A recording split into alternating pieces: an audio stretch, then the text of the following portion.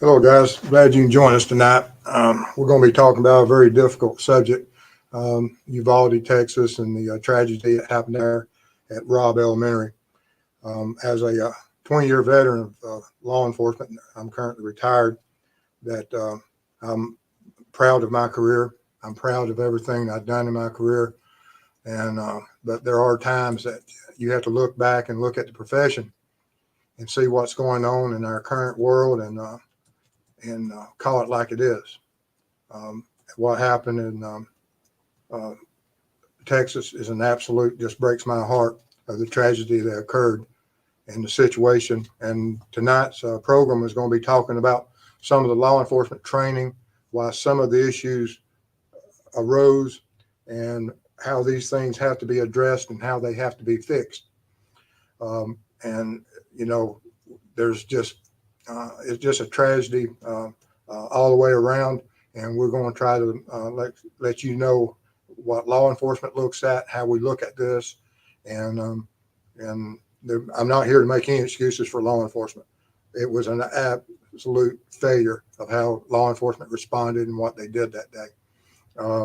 There was as we go through the issues and through the topics, I'll give you a clear understanding of some of the training issues and some of the things that's going to have to be changed. But if we'll get the program going here. So let's get started. Right. Here we go. All right. I'm a retired law enforcement officer. I've spent 20 years with my department. 3/4 of that career was on the SWAT team. Over 3/4 of it was. And so I have an understanding of some of the trainings and the basics of tactics and things that occur whenever you either have a barricaded subject or if you have an individual who's an active shooter. But during those 20 years, I worked, started off in the jail, went through the road, and then into investigations, became a crime scene investigator. And but my SWAT training included the being a counter sniper. I was on the entry team for many, many years. I was a team leader of our primary team, and I've been in on situations where we had to breach doors and hostage rescues. I've been there where children have been endangered. Sometimes one incident, one of the family members chose to end their life, didn't harm the child. One was holding a child hostage. We had to breach 2 doors. He had a deer rifle, but we was able to get to him and save the child with no harm. I've been there where on my sniper team where my partner had to knock a bad guy off the top of a hostage. And so I've seen my share of dangerous situations. But as law enforcement officers, we're paid to do a certain job, and we train to do that job. And we train to protect and serve. And sometimes, for whatever reason, you see these situations where whatever training and whatever, once it started a domino effect of going bad, it went bad. But anyway, as we progress through here, we'll talk about it. This is Robb Elementary School. The tragedy occurred at this school is, these families, this community, law enforcement, it's going to be affecting them for many, many, many years. The changes that will come from this will be a positive. They're going to have to address some issues with law enforcement training, command, situational awareness of and officers getting in there. And whenever you have a mixture of officers first showing up and determining the proper procedures. And there's already been a precedent set of how officers are supposed to respond. We started learning this many, many years ago. These children here are I won't dishonor their names because I don't wish to mispronounce their names. I'm here to honor them, honor their lives, honor their families. It's a tragedy what has happened to these children. And these are their names. It's a memorial for them. And I wish that all our prayers and all our thoughts are with these families. And it's just absolutely unbelievable what happened to these community. Here's a picture of my, I was one of the founding members of our SWAT team. This is the second generation of SWAT team. Some of these members that are shown here with me were from the initial primary first generation SWAT team that we had at our department. Started back in the 80s, went up through the 90s and into the 2000s. But I'm the second one from, I guess, the left side of your screen there. I'm standing beside my sheriff. He was a big man, as you can see. Although, at that time I was around 6'2", but our sheriff was huge. And but as you can see, our SWAT team, we trained hard and we trained for situations. And these men here, I went into some highly volatile, highly dangerous times with them, and would go again. We never failed each other. That whenever we decided to make an entry or whatever we decided to do, we followed through with.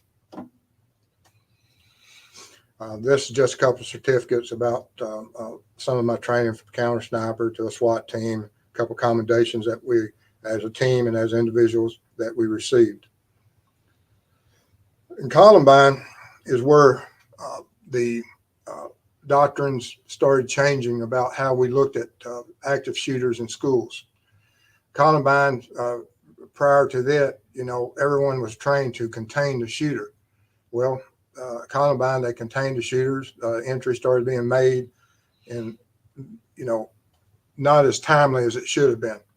And during that containment period, a lot of children died needlessly. And so it started evolving, and there's a doctrine that was set up because of Columbine. It's called the Columbine Doctrine.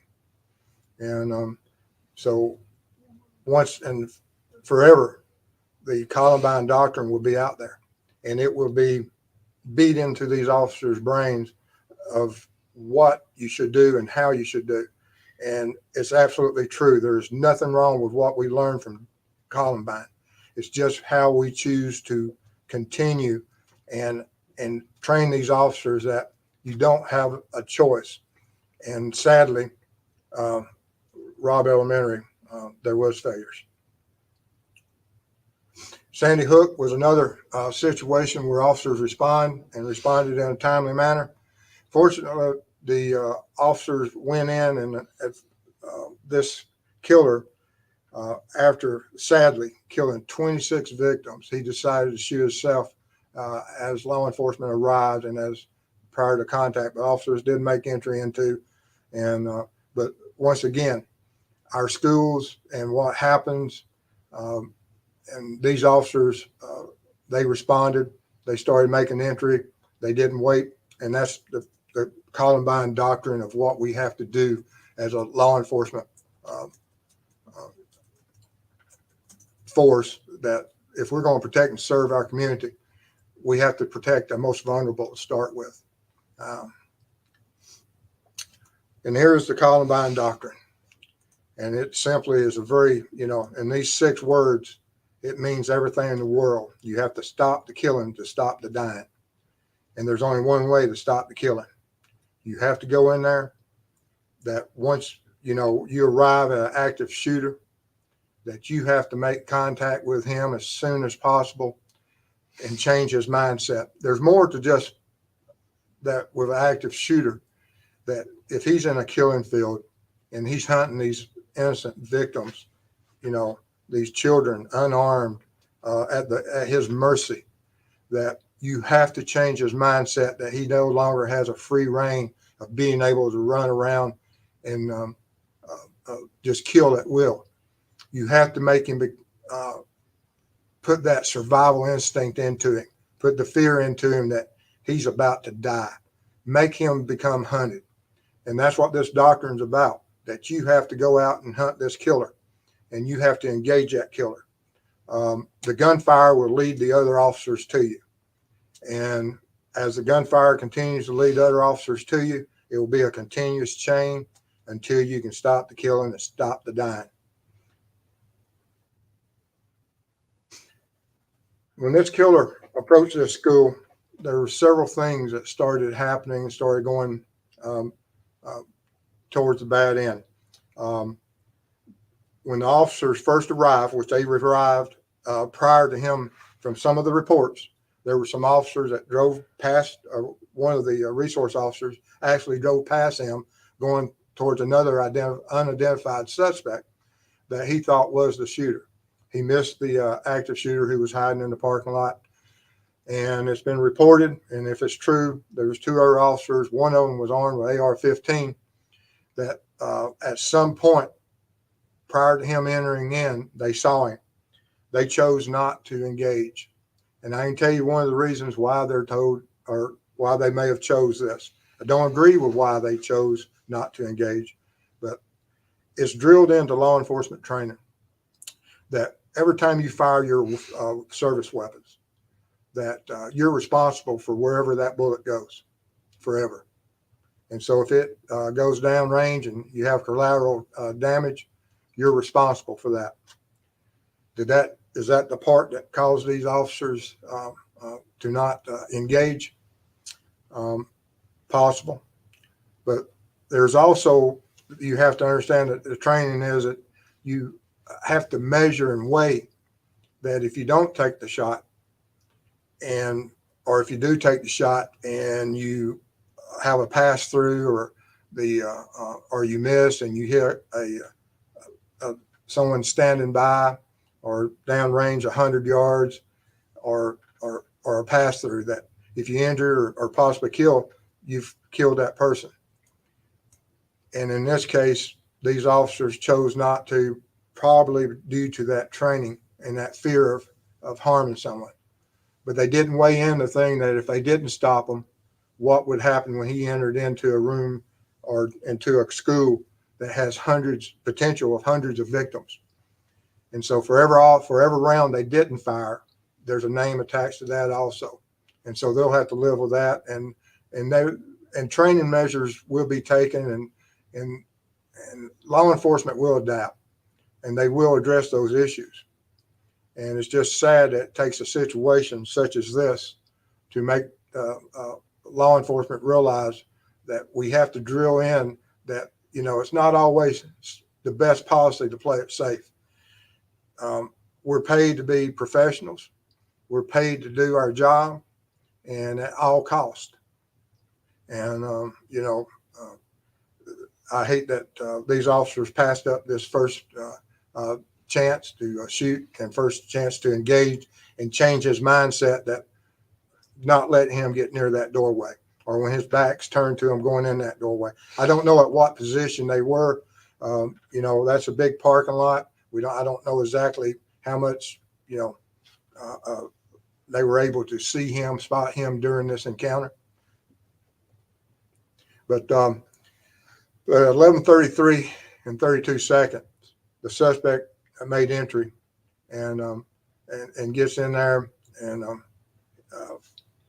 starts entering and 111 and 112 into the rooms. At this time, within 3 minutes, other officers had arrived on the scene and started entering into the section of the school that he was in. As you can see here, that also the police chief was with him, who eventually became the incident commander. They enter in. There was contact made, which is exactly what they should have done. But this is at the point it started going south. That after the first contact was made and the first officers received injuries, the assault stopped. And when the assault stopped, the rest of it is going to be just a continuous tragedy for the next hour. And sadly, we'll have to go over, and we're going to be talking about some of that they had him contained within classrooms 111 and 112. But within that containment, we have 21 victims, 19 children, and 2 teachers. But even after they had him contained at 11:40, the suspect fired again. After the first initial contact at 11:37, the 7 officers who arrived and had made contact, and they chose, like I said, they chose not to continue to isolate, distract, and neutralize. Colonel McGraw makes this extremely clear in his Senate hearing when he's talking about this situation, that this is a critical mistake, that they had the power to go in there. They had the firepower, no matter what the commander thought of as far as the police chief there. And these other officers, as they arrive, it's not like you can't see, because they're only 30 to 40 feet away from the 2 doors at 111 and 112. And this here is what a shell casing of a 223 is. I mean, it's not huge, but it's no means smaller. You got a 2-inch shell casing here, and there was 27 of these rounds found in the hallway outside those doors. So every officer that arrived and looked down that hallway would see these shell casings in the hallway. And these shell casings means one thing: guns have been fired. And so that means we have victims and we have people dying. I mean, we're at elementary school during a school day. And so most certainly these officers that decided to stand in that hallway, whatever's going to become of them, they chose to stand by, regardless of who is in the chain of command. And as you see, that some of the officers that did arrive and speak to other officers that were stacked up in that hallway, that they discussed that, this isn't the right thing that we should be doing, that if there's victims there and there's children in there, we need to be in there. And as you see, at 11:53, Department of Public Safety Special Agent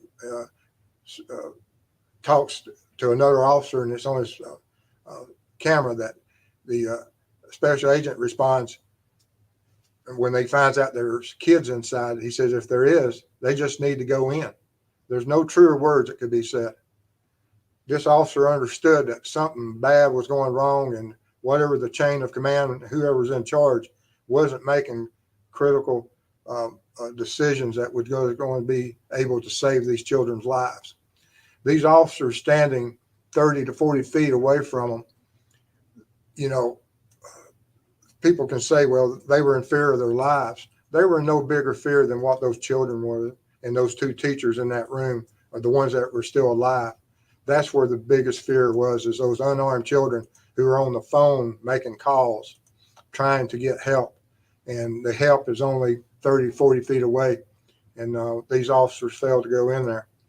And, this Department of Public Safety Special Agent, he continued, are kids still in there? And another officer said it, he didn't know. And, they're discussing who's in, that the chief is making contact with them. And this special agent, he says, if there's kids in there, we need to go in there, and we need to go in there. He reiterates and reiterates. And this unknown officer says, whoever is in charge will determine that. That is not what the Columbine doctrine dictates. It's not who's in charge. It's what you as an officer that swore to protect and serve do. If you see someone that has ability, opportunity, and jeopardy and putting people's lives in danger, you do what you have to do to preserve life, especially children. This is probably one of the greatest tragedy that I've probably witnessed in my law enforcement career. Did it again. We'll get back It's here. the Google machine. Yeah. There we go. We got back in here. But there's discussions of the communications on the timeline that shows that that they were going to let the on-scene incident commander take charge. The online incident commander, this police chief, obviously, and will forever be known that a man of great weakness.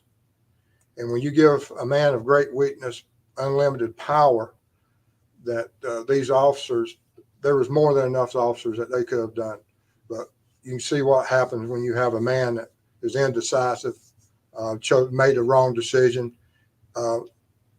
evaluated the situation as a barricaded subject, even after shots were being fired with a hostage situation.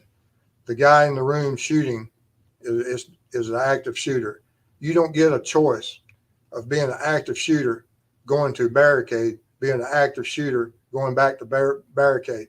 Once you become an active shooter, you have to be eliminated. No ifs, ands, or buts. And these officers have to stack on them walls, and they have to assault. And people are going to say, "Well, you weren't there or anything." I wish I had been. I most certainly, there was one officer whose wife was in the room, and he got into the area and said, "My wife's in there and she's dying." And it's been reported that they disarmed him. I just do not understand that mentality.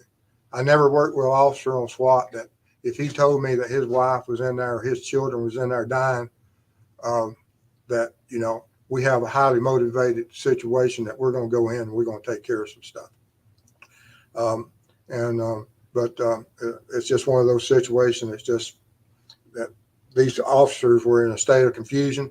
They was following orders rather than following what their training told them to do. And that is something that will have to be addressed in the futures and will have to be changed.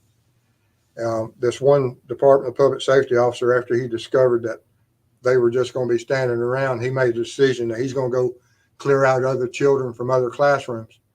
And this one unknown officer says maybe a supervisor should approve that. He had the right mindset. He said, he's not my supervisor. I wish he had taken it to the point that he wasn't my supervisor and had found other officers of the same mindset and assaulted that room. Because we know the room could be assaulted. That was proven when the final assault was made at the end of this presentation we'll discuss. The 1 hour and 14 minutes and 8 seconds is what Colonel McGraw mentions numerous times during his presentation, during the hearing of what was going on, that during this time period, there was children calling 911 asking for police. They needed help. But this on-scene commander, he decided, took full power, ignored the Columbine doctrine.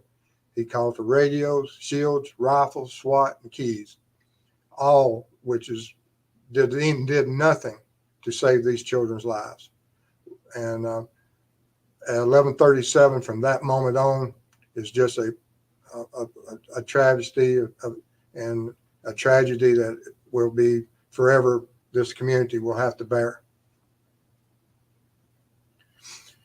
Finally, at 12:46, the chief tells them, if y'all ready to go, you do it. And he says you should distract him out that window. These officers, which is I believe was a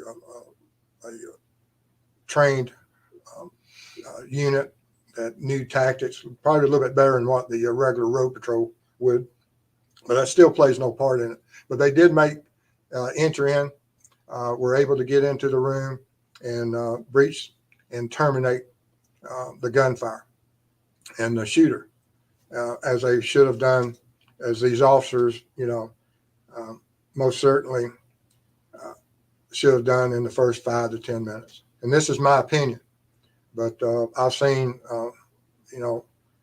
a lot of things in my life, and there's certain things that officers that, we take a job and we take a job seriously. If you would have told me 3 months ago that 19 officers would have stood by 45 feet, 30 feet away from children being killed and failed to act, I would have told you you're a liar. But this is something that I never dreamed that could have happened. And so we're going to have to address this and teach these officers that no matter what the conditions are, and I know it's hard, because when you're going down those hallways and you're stacked on them walls, and I've been there in innumerable number of times. I can't even count up the number of times I've stacked on walls on entry teams for anything from drug raids to going in on situations where it may be a domestic, armed individuals, might be a rescue or hostage. I've been there. Nobody likes going through that doorway, and that doorway has some terrible names. You know, it's a choke point. They call it the funnel of death, a fatal funnel. But when you go through that doorway, if you use the right tactics, and these officers will be trained on that, and they're going to have to, you know, everybody trains. You know, it looks good in the paper that they have these training situations and of local schools and these officers going in preparing, but it does no one no good. That when it does, when it all hits the fan, if those officers don't do what they were trained to do, you have this tragedy that occurred here.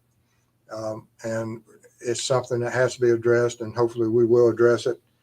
And but we'll always have to live knowing that these 21 innocent victims died in the process due to failures of some officers that failed to do what their jobs dictated to them to do.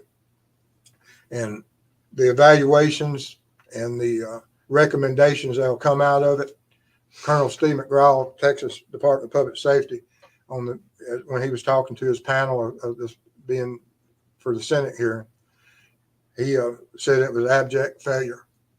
That is an understatement of how great of a failure it was. And hopefully Texas will address it. And not only should Texas be the only state that addresses it. Every state, every law enforcement agency, every officer out there is now going to have to look at and evaluate that if you get in commands and that is costing lives, that isn't what we're paid to do, guys. It's just absolute failure. And I hate that we even have to discuss this topic, but we're going to have to. We're going to have to make sure that our law enforcement officers, that when they do good, they're recognized, but when they're failed, they're recognized. And this most certainly is a failure. All right. So we're going to take some questions now, or Is that your last slide? that's my last slide. You're going to do your bullets? Oh, no, No? Okay. All right, let's see here. Transformation Station. I think that's my dad was in a school shooting 5/2018, or my daughter. I'm not sure. Oh, my daughter was in a school shooting, May of 2018. Awful. Terrible. I hope she's okay. Olivia, Steve, thank you for your service to your community. It was an honor. I hate, like I said, to even talk about this topic, but I've had several people comment on it, and I've had numerous emails wanting to know what my opinion was on it. And this is my opinion of it, and it's sad. And I most certainly will be talking to our school resources and see if there's anything that I can help them with. And they're well trained. You know, I'm an older guy. Tactics and things have changed over the years, but I most certainly will do anything and everything I can do to make sure my profession is always willing to do what is necessary to protect our children. TTM Fangirl, an absolute tragedy. More could have been done and should have been done. Some heads are going to roll and hopefully charges brought. I saw today where the chief had resigned, thankfully, that whatever, you know, ever the weight that he has went and testified and talking about what he did and being in control, like I said, he just made some terrible decisions. All right. Elaine James, shameful behavior by these LE officers. And I Yes, cannot, ma'am. yes. The only officers, those first officers that got wounded, you can't say anything bad about them. They did that within the first few minutes. But every officer from that point on, while shots are being fired, they had a decision to make, and they failed to make that correct decision. All right, and digital.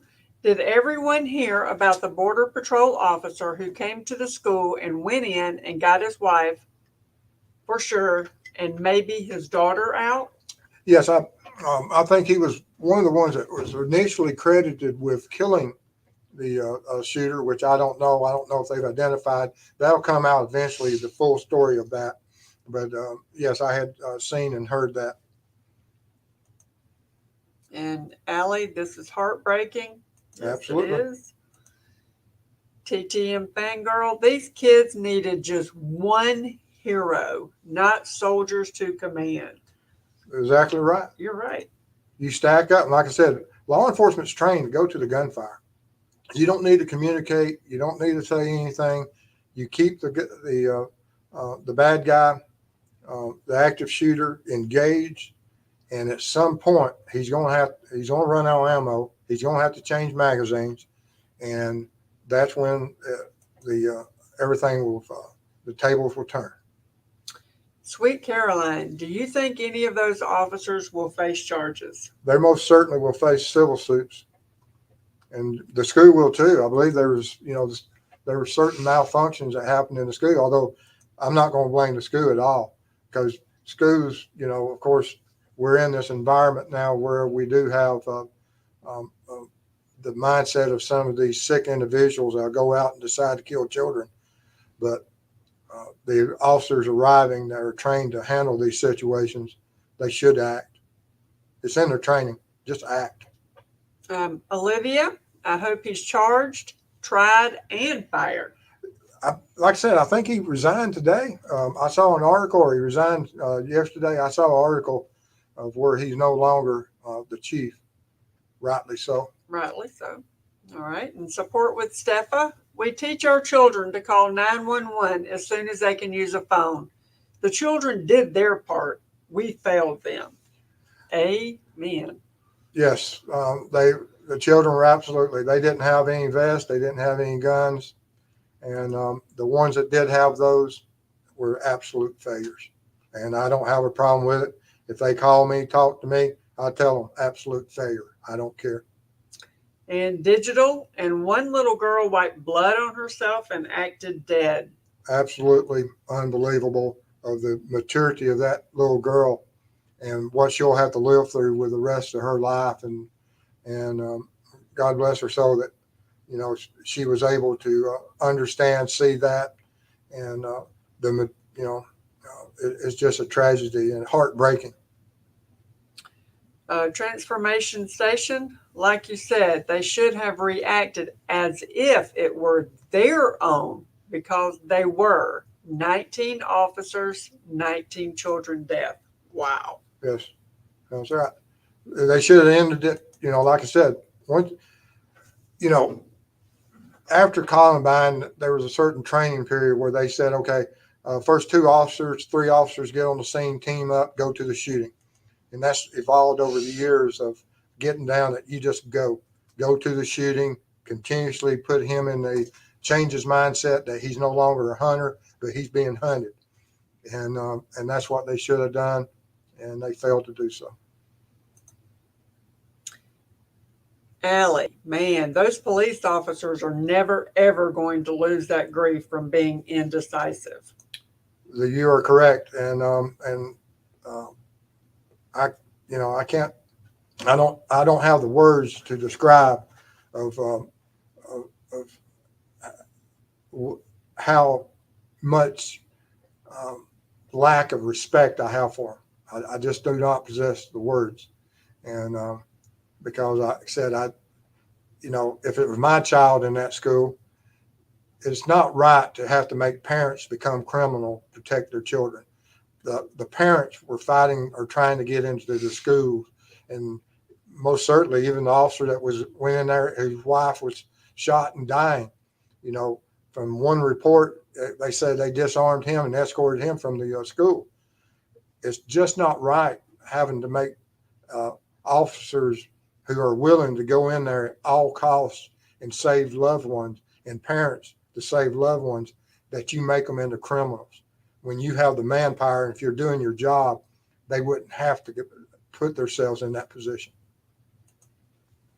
And Elaine, what has happened to people to allow such a tragedy just to see the officers standing down while children are being attacked makes me sick. Makes me sick too. That's not the profession that I had so much respect for and worked in. Um, I just do not understand this mentality. It makes no sense to me. All right, this is a good question from Digital. Steve, what is the number one or top three things you think schools should do? We're going to have to, you know, if you give the schools the same protective measures that you give our state representatives and our senators, that'd be a good start. You know, you can't get in there to a House chamber to cause them harm. So let's do that for the children. They respectfully handle hundreds of visitors every day that's in our capitals and our Senate. Our children, they don't deserve any less protection than what our senators and our representatives deserve. And it's a simple process that if you put officers, you know, in these schools, is it going to cost money? Absolutely. But who wouldn't want our children protected? My taxes, you know, we have school debt. I think recently there was like a $16 billion relief of for the colleges and debt that they don't have to pay back. That'd be a great start. That let's pay it back, but let's pay it back to our schools so that we protect our children. All right, transformation station, 13-year-old daughter. Shooter was 13. He gets out of juvie this year. He was taken down by our math teacher. 2 victims survived, teacher and female student. Wow. Goodness. Wow. I hope that she's doing well, and I'm sure that the therapy and everything, and she'll have those memories forever, as you will. Elaine, James, thank you for discussing this topic. Like I said, it's a very hard topic and to be discussed, but it's something that has to be discussed. And make contact with your anyone and everyone with all your school districts, and we've got to change this mentality.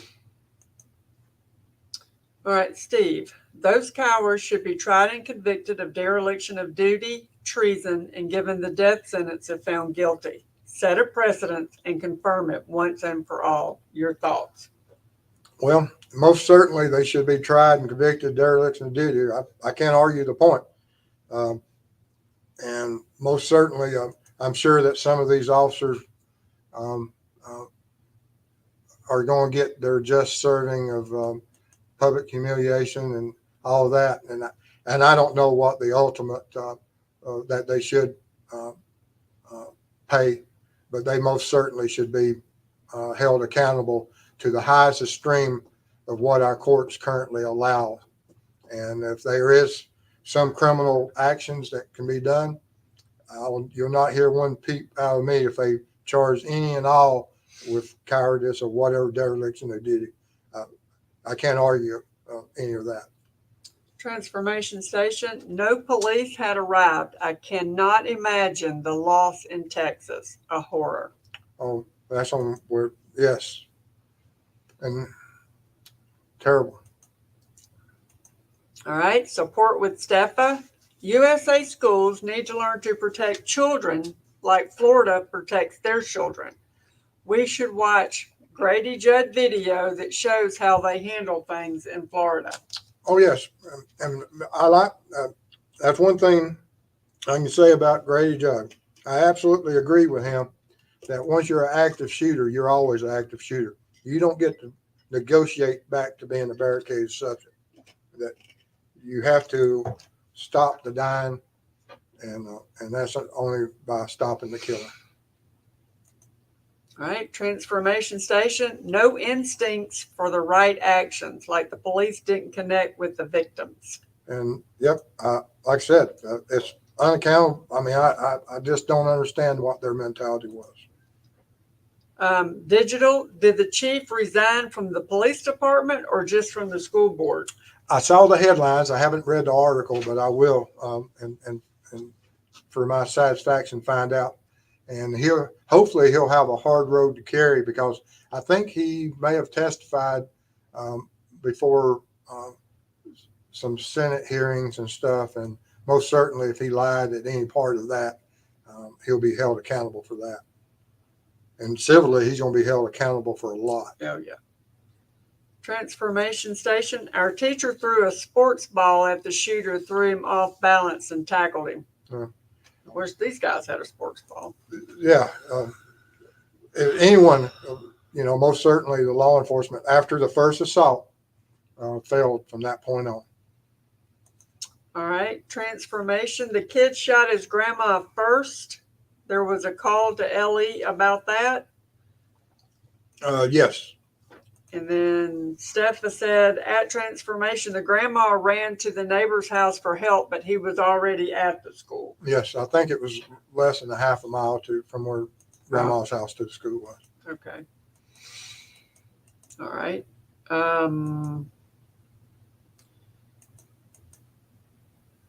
And Steffa says, grandmother was flown to San Antonio and is alive. Oof.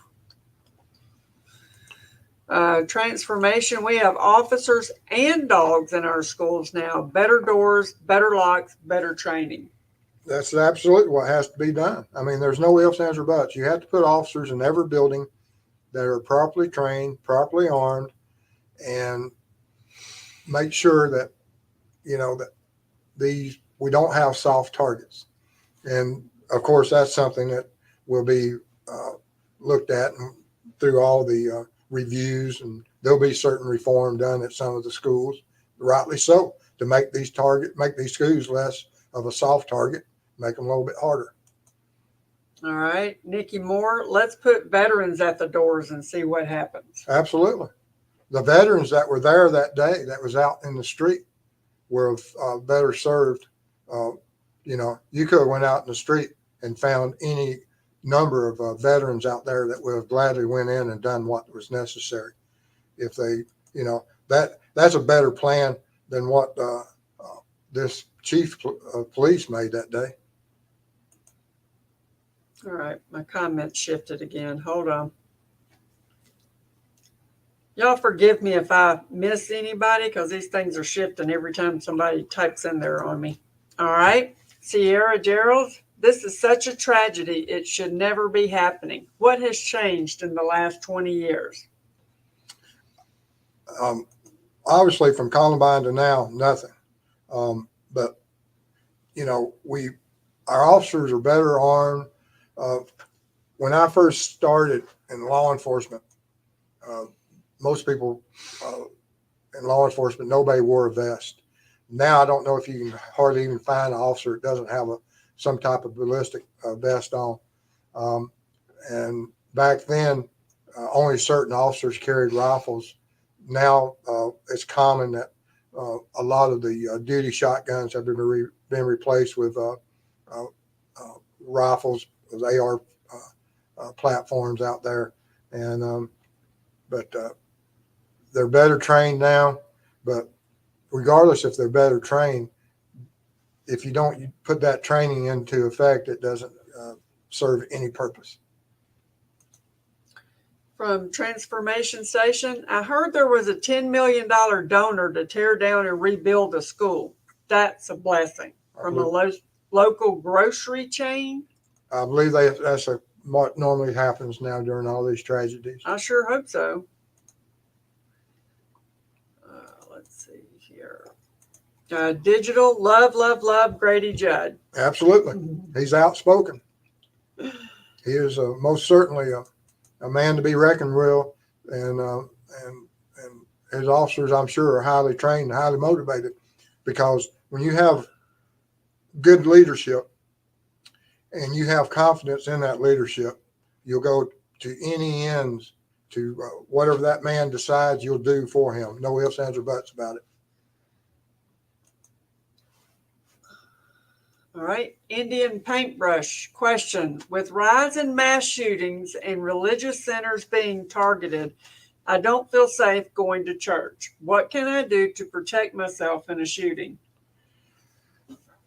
That is you know, it is so hard that when you're involved in a shooting such as a church, um, our church, we formed up a safety team, and just make sure that your churches, wherever you go or whatever, if they have safety teams or they don't, talk to the preacher, see if they do, and see what type of security is in place for your church. But be aware that if there is a shooter in any situation, such as a church, that if you arm yourself and you're misidentified, most certainly it has occurred and will occur again, that people who are only trying to protect themselves are often shot by law enforcement who are responding that don't know who the or where the shooter is. And so you have to be extremely careful. That's a hard thing to do about that if you're going to engage. All right, just Pam. Hello, Steve and Mrs. Steve. Sorry I'm late. Have you talked about the LEO that tried to save his wife and was stopped from entering the building and disarmed by another cop? Yes, I did. We spoke of that, and me and Mrs. Steve, we've discussed that many times since this situation. That I just don't understand how you can go home and tell your wife that our friend's wife was killed today at a school shooting, and but we were able to disarm the husband and keep him from going in there and attempting to save his wife. It's just illogical. It makes no sense whatsoever. That there's a lot of things I'll do for another officer. There's a lot of things I'll do for a child, and I most certainly will kill for them, and I most certainly will have no problem dying for them. All right, transformation station. I wish the police would have live drills in every single school building in their community, required, as the children have shooter drills. And that is common. But like I say, once again, I believe some of these officers on this scene had trained within a month of this, and no matter how much training you have, if you don't put it into and use that training, it's for naught. It's just useless. All right, transformation station. I heard Texas officers were hunting for keys. I've breached many doors. Keys are not necessary. You have shotguns, you have weapons that will take care of any lock. But I believe on these doors, they weren't even locked. So they just never tried to get into the doors or, and so the belief that the doors were locked is not the case, but that doesn't matter for the fact that there's a lot of ways to breach doors. All right, the Bible group. If a firm and permanent precedent isn't set in this case, Ellie will continue to dodge responsibility and kids will die. This is outrageous. Makes my blood boil. What do you think? I'm 100% with you, but I can't argue with any of that. And, that no truer words could be said. All right, Olivia. I think violent video games influence teens. Many kids and teens may not think twice about being violent. Well, it's most certainly, I don't know, on the psychological effects of playing on these games. I'm sure there's studies out there and everything, but it does appear that our children have no value for life. And the family values in our society, our court systems fail us. Our families are failing us. Our children, our law enforcement is failing us. And so, which is all indicative that our society isn't healthy and doing well. All right. And D, Ashley, 7 years ago, we had an active shooter on the loose in the city 20 minutes away. The schools do active shooter drills every week in elementary schools, every 2 weeks in middle, and monthly in high school. Good for you. That's Good for awesome. them. That's awesome. And hopefully I never have to use those tactics. Yeah, no kidding. Support with Steffa. Most of our church members carry. Ours too. Yes. All southeast New Brunswick was locked up tight the whole time he was on the loose. Whew, that's awful. That is awful. All right, transformation station. I work in a hospital. Our unit is locked for protection. I know I would die for my patients. That's all we can do is try to do what we, help others, you know, and sometimes people just don't understand how to help. It's simply that at least trying is better than not trying. All right, and from just Pam, have they given a reason why they didn't go in? Well, not that I know of, other than everybody's going to fall back on that the person in charge, the on-scene commander, was stating it was a barricade subject. And looking down the hallway and seeing the spent shells or hearing the gunfire continue while you're standing in the hallway is not a barricaded suspect. It is an active shooter. And the protocols for active shooters is that you assault. All right, Elaine, classrooms need to have a safe place.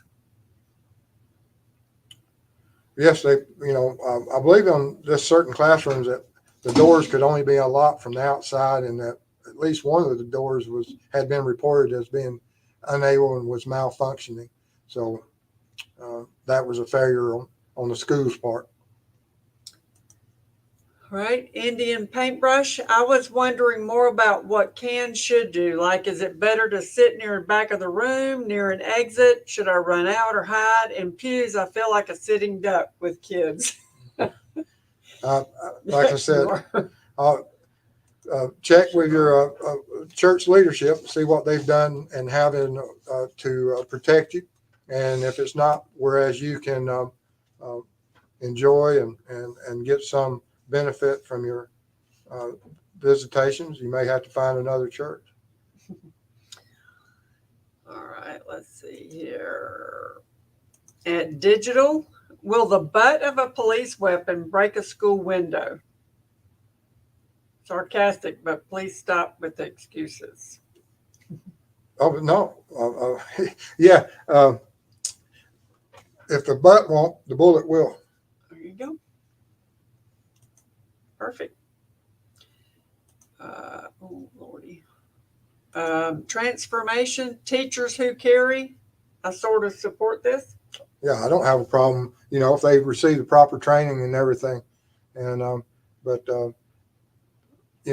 there's no excuse for what these law officers did. And most certainly I'm not saying there is. But we're just going to have to make sure that these officers that are hired have the right mindset, that when it comes down to it, that, they already have the proper equipment, they have the proper training, but when they just sit back and fail to act, that is not the proper mindset that we should allow our law enforcement officers to, that they're willing to put their lives at a higher value of a 10-year-old child. Absolutely despicable.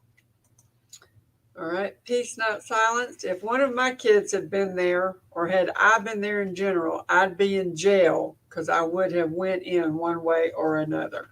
And they'd be making both our bail. Amen, sister. Let's see here. Support with Steffa. I support any staff member that wants the training to carry at school. Most certainly. And there's no better reason that our teachers shouldn't be able to, because we have the best example in the world that law enforcement can and will fail. And they did in this case. And so, why should we punish our teachers and give them, the last resort of defense is in that classroom? And why should we take that protection away from them? That, give them a choice if they're properly trained, and that we shouldn't force them to work or be in an environment. We have to give them that option to be able to protect themselves. All right. And D, Ashley, at least not for non-official people. Only police and military, etc., can legally carry guns in Canada. And yes, that is true. That's sad. All right. And Nikki Moore, teachers in Israel are the perfect example. Oh yeah, most right. certainly. All right. And I think you are official. Well, guys, like I said, this was a tough topic, and like I said, there's no excuses to be made for what happened out there. But I'd been asked to do a review and breakdown of it, and like I said, I'm going to be talking to some of my representatives, and most certainly my school resource officers, and whatever support they need. I most certainly will be pushing every button I can to make sure that all our children have um, the expectation of that officer will properly perform um, at any point and across the board whenever they need, just someone to step forward and protect them. You got one more. Okay. Transformation. Our state is now no permit to carry. A lot of nearby states are. Yeah, there's a lot of constitutional. Um, Georgia just went to constitutional carry, whereas you don't have to have permits and stuff, and hopefully that will have a positive effect. All right, and digital. If your local schools have multiple entry doors unlocked, you need to question that. Visitors should have to enter from a secured, monitored door. Absolutely. That's what I'm saying. A lot of reviews and reforms will come from it, and it's preached to them continuously at all times. But there's always, people have the mindset, well, it won't happen here. It won't happen here. And it does happen here. And Olivia, Steve, and Mrs. Steve, thank you for this excellent and informative live. You are so very welcome. And I'll see y'all Wednesday. I believe we're going to have another show. But I'll see y'all then. And I appreciate all y'all's support. And most certainly just stay safe out there. Make contacts. Happy 4th. Oh, yes. Happy 4th. And we're working on the studio. So we've got some more stuff coming in, better audio and stuff, and some better lighting. But you can see the background has changed a little bit. But y'all have a great 4th, and I'll see y'all Wednesday. Bye-bye.